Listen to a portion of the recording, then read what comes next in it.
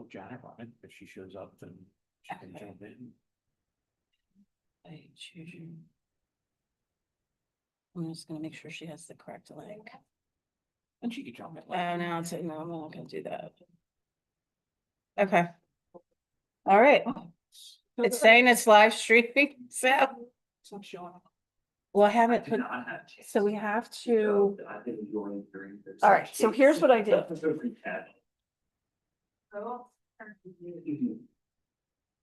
I did this is the same. So I did all this, Mhm. logged into the Zoom account, and then it goes to here, go live, and then exit YouTube.com. Which well, I didn't exit. Should I exit?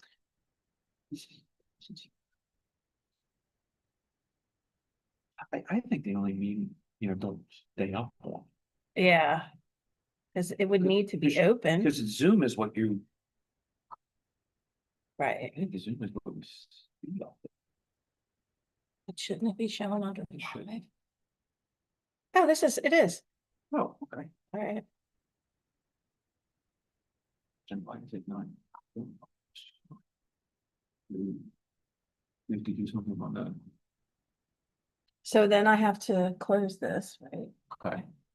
And then go to, is it the laptop?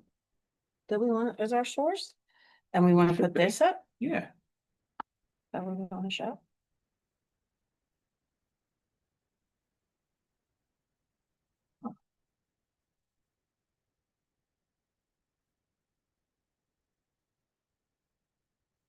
What's it showing? My laptop too. Yeah, it's for fun. Oh, wireless.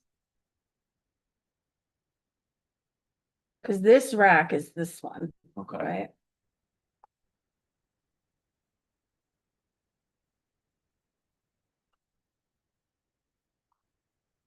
That same PC, see it there. No, we don't wanna do that. Uh-huh, Doesn't show. okay, cause there's nobody here. Yeah, That's true. and Are you okay? Sorry. Do you have an issue if it's not showing on these screens? Cause you have a copy of the agendas, right? yeah, Okay, we may just do it old school. I don't wanna hold you up with this. Well, Kate's not. She didn't log on to the Zoom yet. So if she logs on, we'll pull her in, but otherwise we can get started and then she can come up later. If that works. Are we're able to run it? Yeah, because Yeah. it was a. Yeah, that's got a quorum, so you're covered. Okay.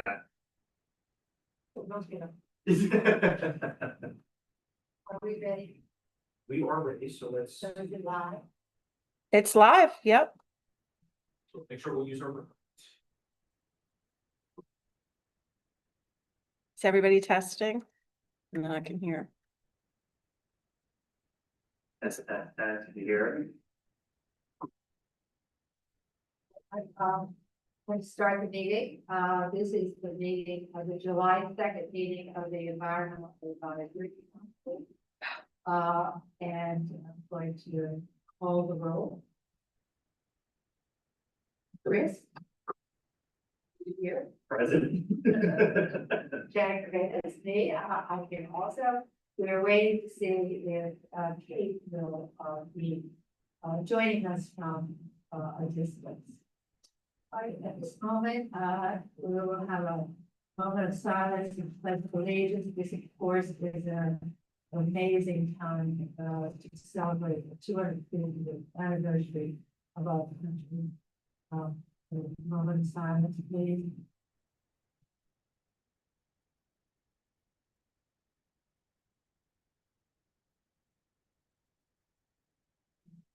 Nathan?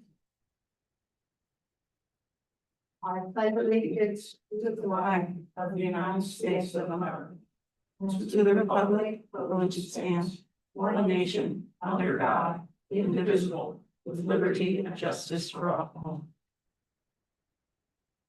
Thank you. You. Item number 4, our agenda, 4.1, consider approving the agenda. I have a motion, I motion to approve. Chris, and I will second that. So the motion, the agenda has been approved. Item number 5, public comment for agenda items only, not sitting in the public, your who's looking for comment. Item number 6, minutes. Consider approving the minutes from the June 2026 meeting. I personally did not see any changes. So if we can move to approve those. I also, I think we should approve it, guys. I'll second that. Yes. All right, we're moving on to item number 7.1, new business. Discuss and possible actions on September mini conference for innovation plan. Now, Kate is the one who's been taking the lead on this. I know that she's been working with Mary. Mary is here today with us. And since Kate is the one who really has been designated, I think we perhaps we need to use move this until the August. Okay, and that's fine. We'll have that on the agenda for the next meeting. Very good. Item number 7.2, discuss and possible actions on the newsletter content. Chris, do you have anything that you feel that would be good to put on?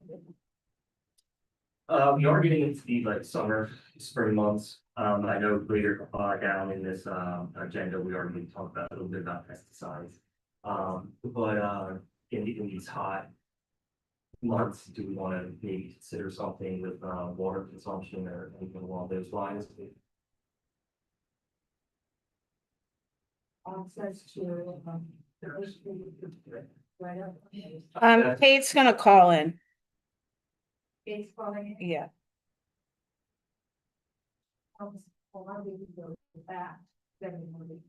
Right. Yes. But I could definitely look into and put something together for water consumption for lawns or plants or kind of anything along those lines. Yes. Right, and when you do that, of course, native plants are ones that require less water because of the roots of the. Be good to stress the use of native plants, and of course, as goes down. Native plants don't get pollinated. Yeah. And I was interested in going to a workshop on firefly. I know we're kind of into that firefly season. I'm not sure. I have them in my backyard for this year, and I think this firefly season. But considering that the larvae of the firefly live down in the ground for up to a year, they're growing. Some of them 2 years. So I have Kate on. good. Kate, can you hear us? Yes, I can. Okay, great. Yeah, my apologies. You don't see you in the waiting room. It's strange. That is so weird. That's all right. This works. So we're gonna put you at your spot. And you can share my microphone. And she's gonna share your microphone, so you guys are all good? Okay. Good evening, Kate. Good evening. Did you guys already get started? or We should we did. start? No, we did. Okay, perfect. It's 5:52. So do you have your agenda in front of you? Yes, I do. All right. Did you guys already start the agenda or should I start? Yes, no, we've started it. We're moving right along. We're down to 7.2, but we'll go back to 7.1 after we finish discussing 7.2, which was the discussion and possible actions on the e-newsletter. And Chris is going to look into water consumption. Have a review in the summer and the hot months and what we could do in our yard to make sure that we're addressing problems with. We can tie it in with the native plants. Secrets. Yeah, yes, and I wanted to address fireflies. I know we're right now in the firefly season, but I was just talking about how the larvae of the fireflies live in the soil there and eat earthworm. Juicy bugs like that. And they could be in the ground for up to a year, so we need to be able to support those that larvae. And for them to become the adults and show us the fireflies in the early. So was there anything, Kate, that you wanted to add to newsletter content?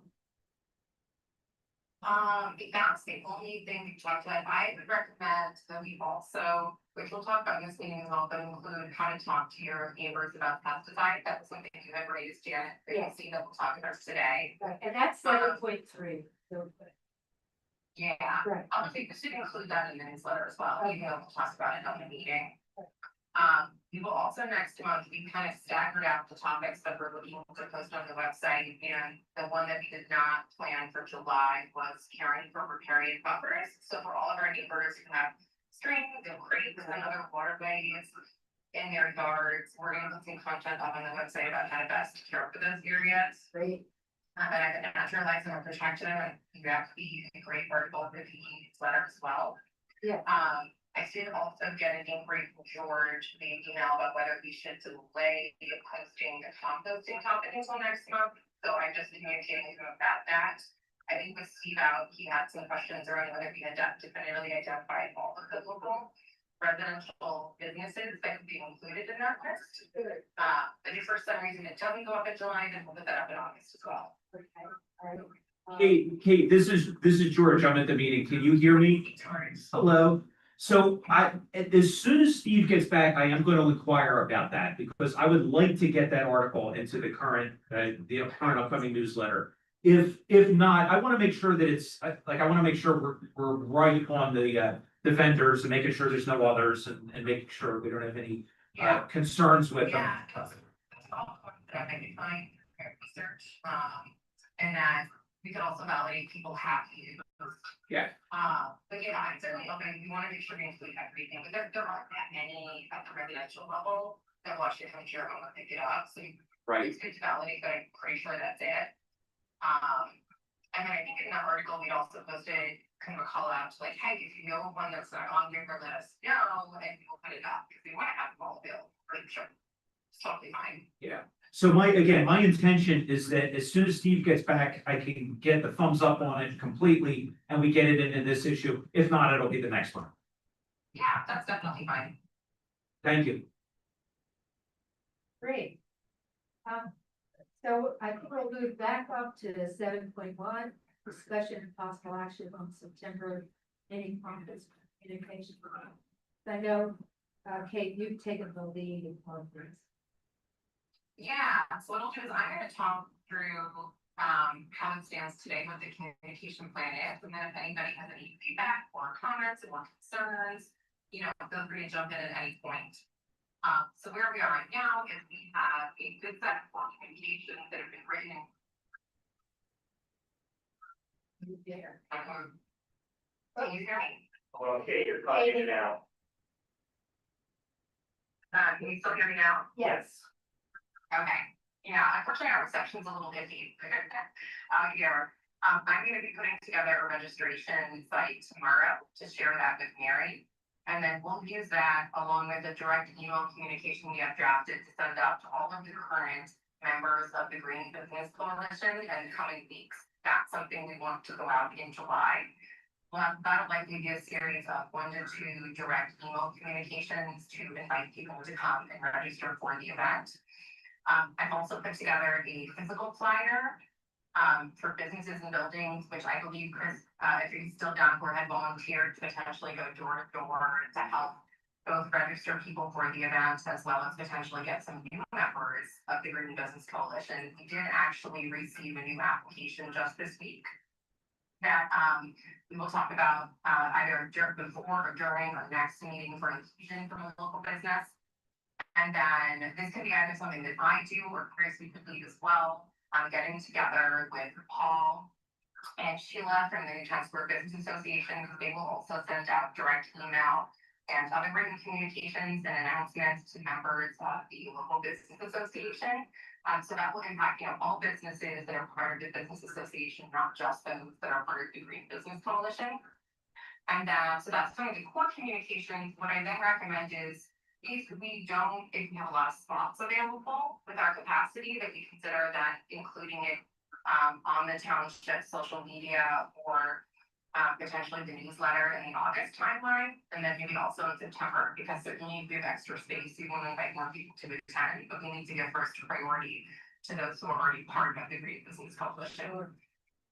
Yeah, and go accordingly from there. So we want to start with, inviting those who are.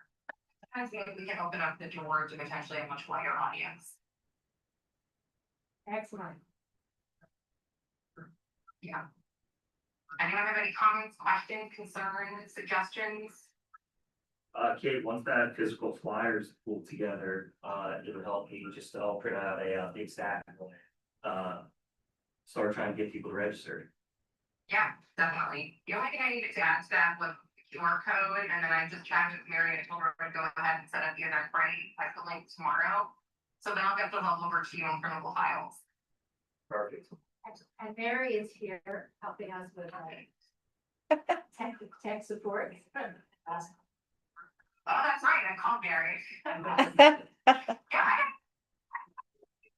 Yeah. It's really strange, yep. Yeah.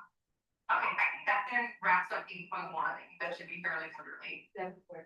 Yeah, that's part 1. All right, so then move down to 7.3. This is about talking with your neighbors. It's really About pesticide, which is such a touchy but important issue. Very. And did you want to talk further on that, Kate?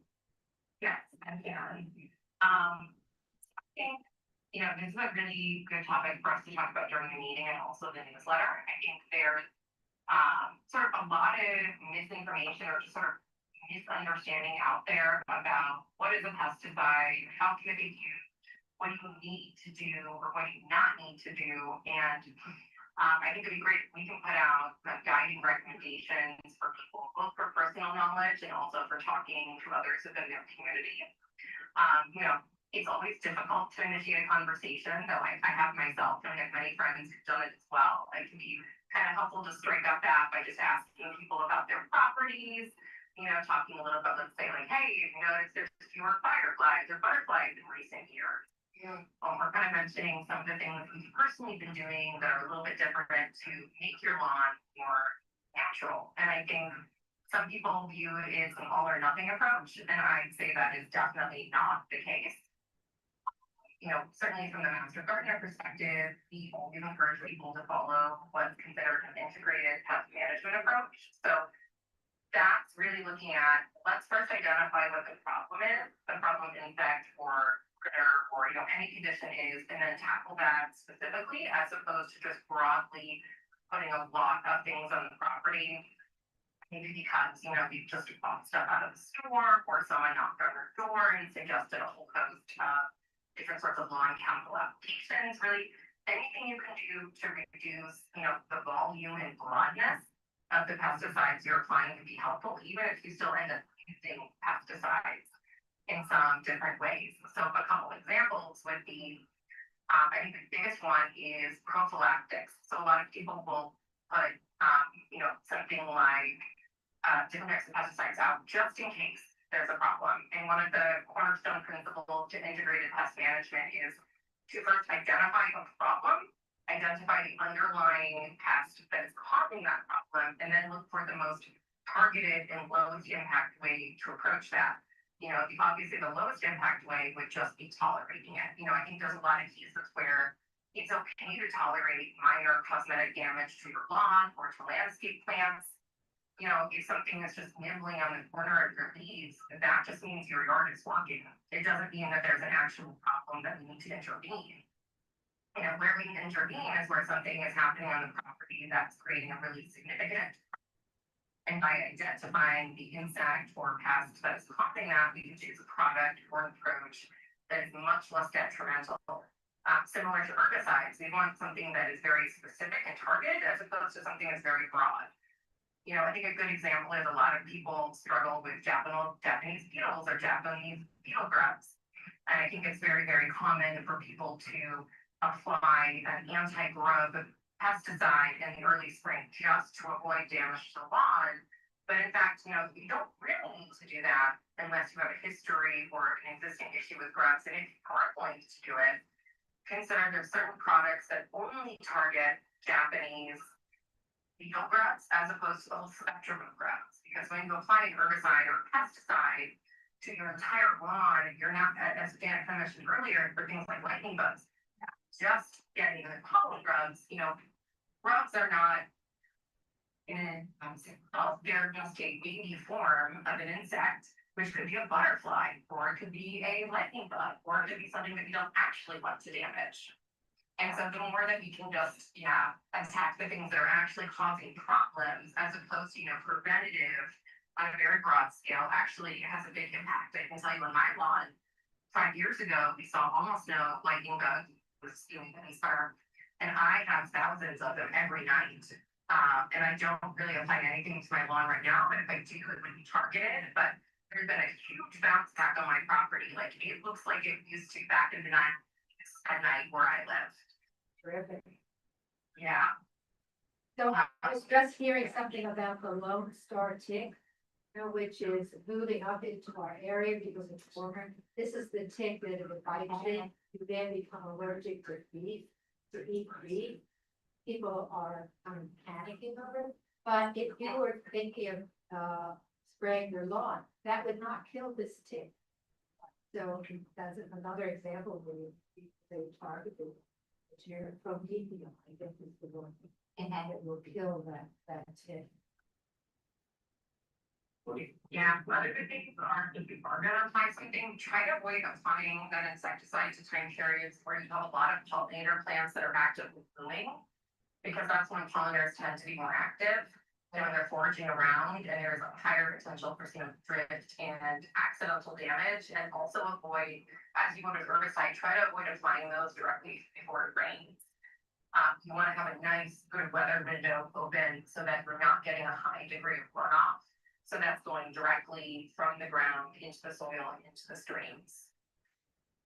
Okay, so these are very important messages to give to our neighbors and find ways to, and places, opportunities to talk with our neighbors about. I know when I go out to the table, I always bring a sign about limiting the pesticides and using the dumps instead. You're trying to get rid of the mosquitoes, not spraying your entire lawn. Would you need to include something in the letter, article, e-letter, that helps people identify what a specific target or issue is? Because Kate, to your point about the grubs, one person might look at it and think it's one grub when it's really another species of grub. So how would someone who Published an article, but we could link out as a resource. Penn State has a lot of really good articles on just the concept behind the integrated pest management. And maybe we can find some sort of common issues that people have. We can pull it down to maybe like 3 or 4 specific things we recommend, like not preemptively treating for all forms of Hit the red That's a button. good one. I could definitely think of some others, and then offer some resources. For example, like Penn State now actually has an AI-driven search engine called Tilda that can actually help people identify what the issues are. As well as things like Penn State has free clinics to identify plant diseases and insects. You can actually mail them in to Penn State and they will identify what's happening. Usually with grubs though, 1 or 2 things is happening. You're either broadly applying something in the spring, because that's what the long guys have told you to do. It's just part of their package. Because from their perspective, there's no reason to take a chance. Like, just eliminate all the grubs. Right. That's what makes sense. But it's not really necessary to do. Or you have a significant issue, and with grubs that normally comes up, you'll see a lot of patchy areas on the lawn. And they'll say like, oh, you can't, you know, some people will say, oh, you know, you waited too late, but like, I disagree, you know, all of the damage is ultimately repairable, and it's still better to kind of treat things as they happen as opposed to broadly just apply everywhere. Mhm. Okay. Good. You think we covered, item 7.3? Yes, I think so. Right, so we have to move on to 7.4. Discussion on takeaways from the Delaware County Sustainability Conference. I know it's been a number of months since we attended this, because Kate and I were able to go, Chris was not able to attend. I worked closely with, the woman who developed, the green wagon, in, media, where they have these green wagons that they move around, but they have plants on them that, neighbors can take, and other information. And if you would like for me to dig deeper with her into that, I'd be glad to. She is now working at Open Connections, and we have that discussion going on about the extraordinary we have of Open. You can call the, whether we can show that, video. I did, I'll just go on and say I work with Julie Smith. To talk with them about what you found that we could use, their, they have for the license, that we use their license at other locations as well as those. Open connection that we agree. So we would work to figure out a good location, showing that with our attention. Yeah, I think it was still, and people probably know when it gets back, I think it was still sitting with the township board of consultant, but I don't think it'll be an issue, but we probably just have to wait and get that signed off. I think Mara was going to send me one. Steve, would you send, the information that it could be used? Yeah, I can, getting like a final information from the lawyer for the township just to make sure, but I don't have any concerns about it, but I think it's fine to start those conversations. Good. Very good. Anything else about the sustainability? Yeah, I think actually one topic, that we talked about, the keynote speaker was really about data centers, and even though data centers is not necessarily a topic I think would ever become relevant to this township, given our geography and our available land, but it's still something you and I talked about, there's general information on for people's awareness. You know, what are the concerns around data centers? Again, I'm not expecting there to be a data center in Newtown Square by any stretch of the imagination. Goodness knows, I don't even know where they would put it, but it is something that we hear about happening, it's happening in neighboring areas around us. So just good for people to be generally aware of what are some of the environmental concerns around data centers. So I'm just going to kind of share a couple of those. I know there's a lot going on within the speaking, so I'm not going to kind of get into the details of that, but just to kind of raise people's awareness. Right. So yeah, first I think, you know, concerns, ecological concerns around data centers. I think certainly the number one is that the energy demand is massive. It generally is also Water too. yes, water very much, but energy, you know, data centers are really, they're the fastest growing consumers of electricity, which places a huge strain on global energy grids. Yeah. It potentially sort of further to contribute to development even more, also build infrastructure and increasing greenhouse gas emissions. The bigger concern here is not so much about energy demand, but rather the energy coming from data centers, and particularly on the very global scale of where those data centers are being developed, where the energy is much, much larger than what is available for the infrastructure grid. As you mentioned, water use is really significant and again, really, really localized. The cooling systems for data centers require just even enormous amount of water, you know, up to millions of gallons per day. And that's something that is again, you know, inflicted globally. And then just in general, you know, a lot of these impacts, like they really are very much localized at the community level. So it is quite possible, let's say, you know, data centers that are easily developed, you know, our township could absolutely still be impacting us because we rely on the same energy grid and water systems, you know, at a larger scale. I think that any organization, any committees and organizations and legislators, both at the county level, state level, are discussing data centers that townships have something that they can rely on. So I think it may start here, but if it's moving up the ladder, that we're all need to be prepared. And something should come on again. Yeah, well, it's just gonna be where generally, because it's something that impacts everyone at the state level. Again, there is nowhere to put one of these in Newtown Square and Newtown Township, so you don't need to be worrying about that on the hyper local level, but there are some, in development or plans for within, the 5 to 8 mile radius around us. So certainly things that could impact us in the future. You're very comprehensive. You heard anything about that data centers will they make like some kind of frequency with their machines. I believe it might be true where the machinery or the equipment that they're putting in there lets off some kind of frequency that messes with the internal human chemistry or whatever, that kind of throws people off a little bit, and I believe it translates into other animals. Yeah. I know it's ongoing and never stops. It won't drive you crazy.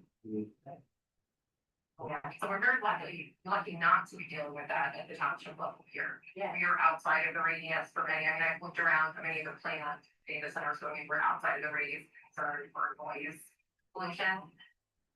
I think the closest one to us is gonna be like 6 to 7 miles, and that impact is usually like the 1 to 1.5 mile range. Well, I think that's what it Delaware County actually. Someone here, that's like the worst. All right, well, let's stay on top of what's happening. What's the county limits? Shall we move on to 7.1? Okay, that's, so a nice short meeting today, for the holiday. That's the thing we've never. All right, discussion on feedback from the EAC community engagement and events. That's the last meeting. I'll start by saying that we did a tabling event on this historic day, the 6th of June.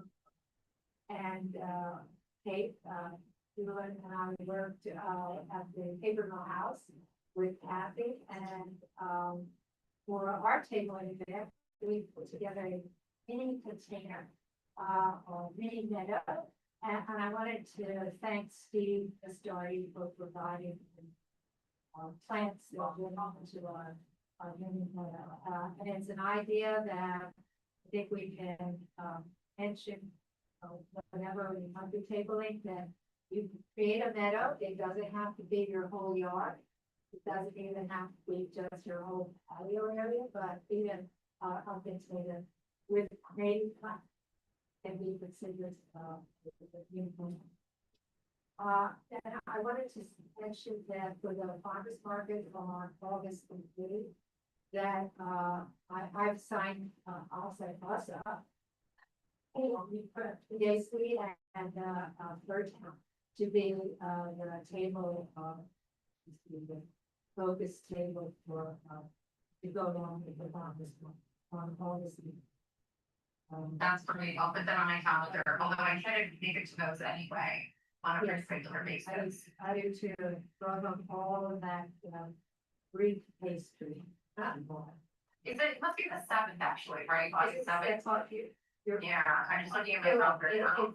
It's 8/7, August, which will be 8 and 7. Thank you. And then I think we're taking. Do you have any leftover mini meadow kits? Because I know we gave most of them away at the historic day at Tabor Mill House.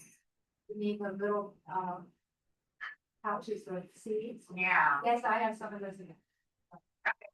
Those are maybe I would look into make some snacks roses. Those were pretty popular and it's also Yeah. really nice time. August is still end of summer, but it's getting towards fall, so that's a pretty good time to actually think about putting the seeds down to the following year.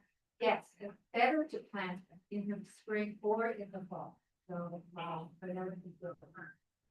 Let's see, I think we're tabling at, Shortwood Sunday. And, you don't have that date in front of me, but it is pretty Georgian. I have it written on the calendar, but I don't have it with me. I have it on my phone, but my phone is. All right, we get table together, always works out well. I also wanted to mention that on September the 9th, at Garrett Williamson, going to be participating with, Lewistown Conservation Trust and Garrett Williamson, their town, to do a showing of roots so deep. That was, part of, Mike McGraw was a part of this. It's about how to, rotate the, cattle that you're raising, which is better in, support of the soil, that brings back birds. You don't have to use, fertilizer to get things, it's an amazing 4-part documentary. We'll be showing the first 2 parts. Sandra from Garrett Williamson and I went up in February to see the showing at in Doylestown.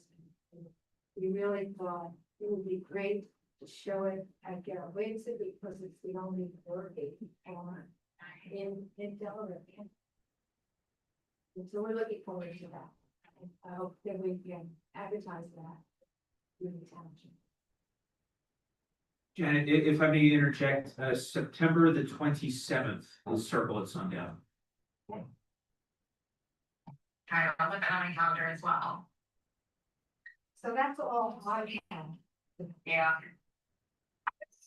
Yeah, I have a couple thoughts. I mean, I'll just buckle it at item 10 for items for next agenda.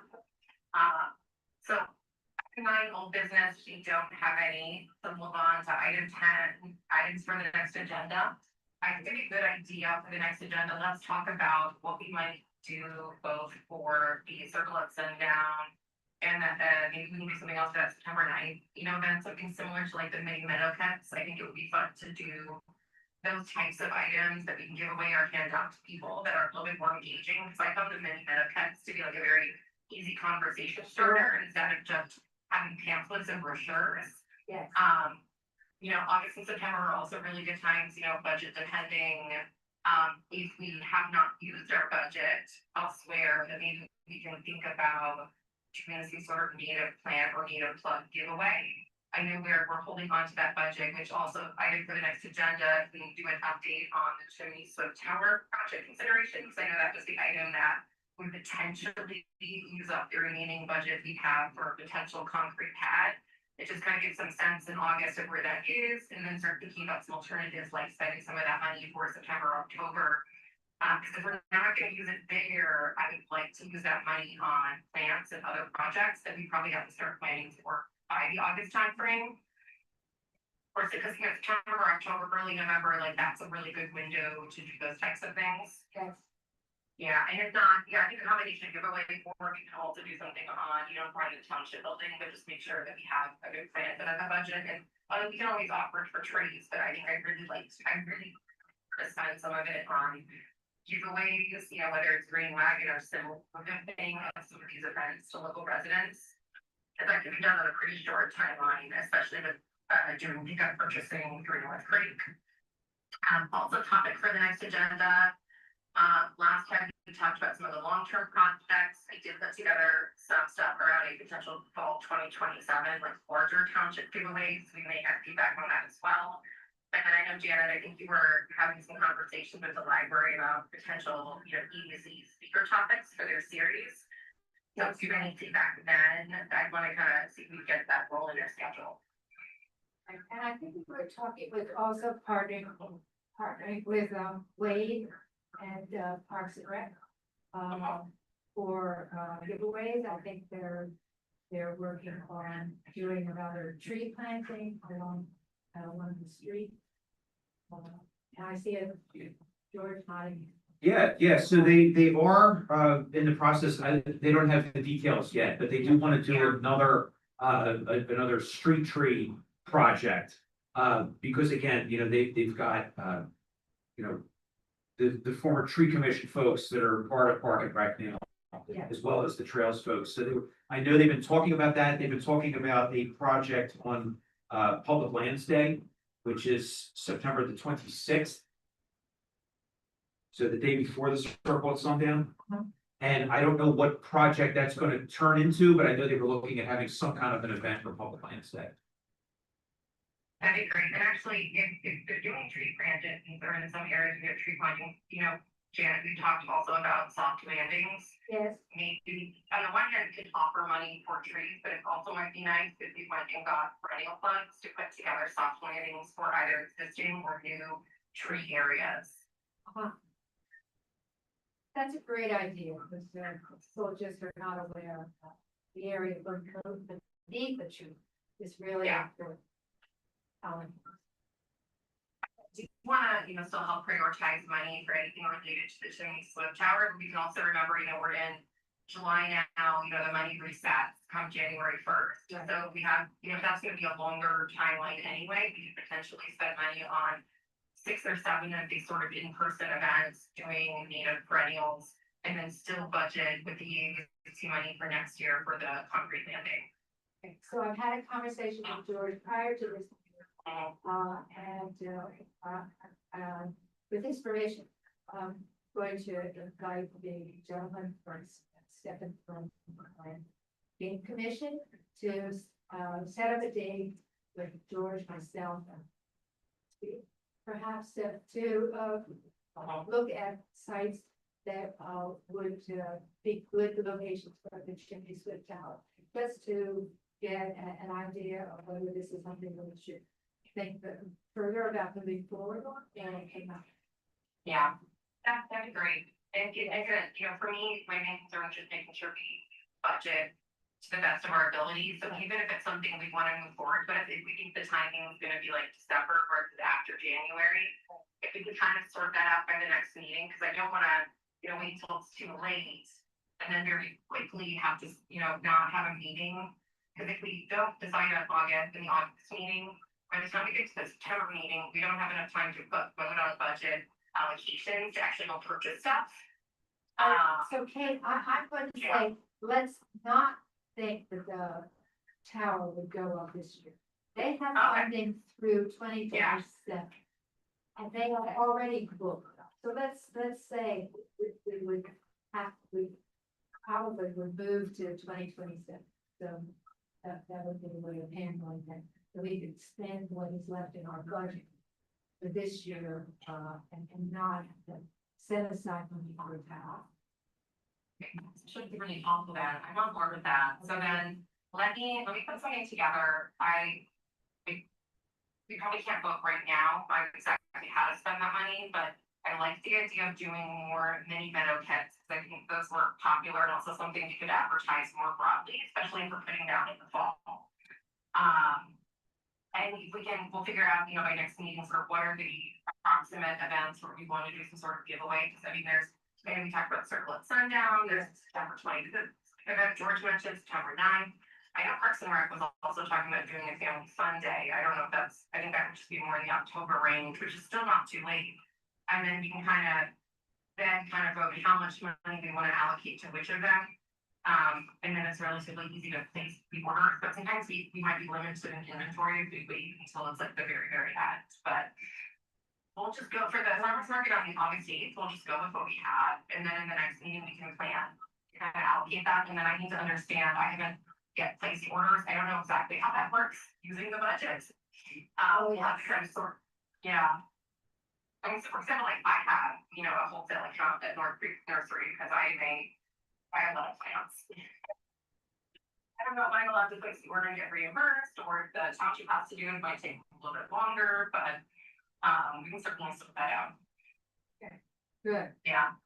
So this was actually item number 8. Items for the next agenda. I know, I'm looking at usually we have an item 7 for report, so I'm a little bit off. So that, Yeah, item 10 would be public comment. Are there any members? No, of the item public there? 9 is public comment. Oh, it is, okay. And looking out at the chairs, there we no public comment. Yeah, okay, that's sorted. And now we're at 10, which is, do they have any other comments? Cover here?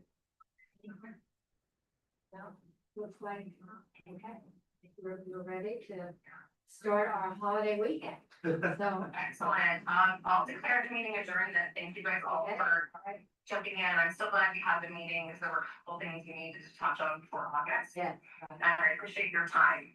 I'm going to lower the gavel here. Okay, excellent. Out the way. Thanks, guys.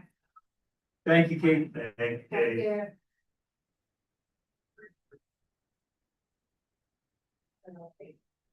Swimmingly. You're, oh, man. Thank you. Someone did try to call you, so they kind of just hung up on it real quick. It's usually about dinner, something exciting, that's usually my children decide to reach out. Mary, thanks for taking that. It's a shame if I realized we could have called her on the phone here. Yeah, I think it's, you have to log into one And person. I guess it's not another meeting. No, one rec canceled. I saw that they canceled, so that was tough, so I'll have it narrowed down, because I wanna be the emergency backup for any meetings that I am. Right. I hope everyone has a safe holiday. And, Well. drink water. Plenty of water, stay cool, sunscreen. Before I get out of the car, if you're really out, more than like an hour, you have to drink not just water, but. Water than you would like.